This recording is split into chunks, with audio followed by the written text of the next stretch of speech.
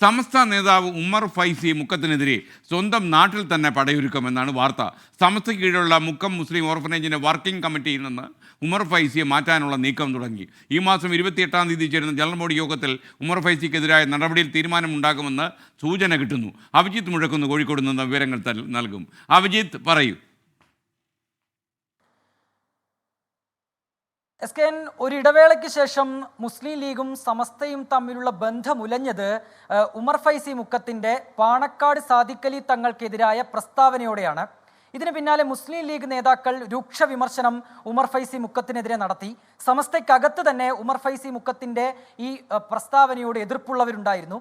ഈ ഒരു പശ്ചാത്തലത്തിലാണ് ഇപ്പോൾ ഉമർ ഫൈസിക്ക് സ്വന്തം നാട്ടിൽ നിന്ന് തന്നെ ഈ ഒരു പടയൊരുക്കം നേരിടേണ്ടി വരുന്നത്. സമസ്തയ്ക്ക് കീഴിലുള്ള മുക്കം മുസ്ലിം ഓർഫനേജിൻ്റെ വർക്കിംഗ് കമ്മിറ്റിയിൽ നിന്ന് ഉമർ ഫൈസിയെ ഒഴിവാക്കാനുള്ള നീക്കമാണ് ഇപ്പോൾ പുരോഗമിക്കുന്നത്. കഴിഞ്ഞ ദിവസം എക്സിക്യൂട്ടീവ് യോഗം ചേർന്നിരുന്നു. ഈ യോഗത്തിൽ ഈ പ്രസ്താവന, നേരത്തെ പാണക്കാട് സാദിഖലി തങ്ങൾക്കെതിരെ ഉമർ ഫൈസി മുക്കം നടത്തിയ പ്രസ്താവനയ്ക്കെതിരെ ചിലർ അതിരൂക്ഷമായ വിമർശനം ഉന്നയിച്ചു. ഉമർ ഫൈസി കൂടി പങ്കെടുത്ത യോഗമായിരുന്നു അത്. ഉമർ ഫൈസി മുക്കം ആ യോഗത്തിൽ തൻ്റെ നിലപാട് വ്യക്തമാക്കി. അതിന് പിന്നാലെ ചെറിയൊരു അയവ് ഈ വിമർശനം ഉന്നയിച്ചവരുടെ ഭാഗത്തുനിന്നുണ്ടായി. അവർ തങ്ങളുടെ ആവശ്യത്തിൽ നിന്ന് പുറകോട്ട് പോയി.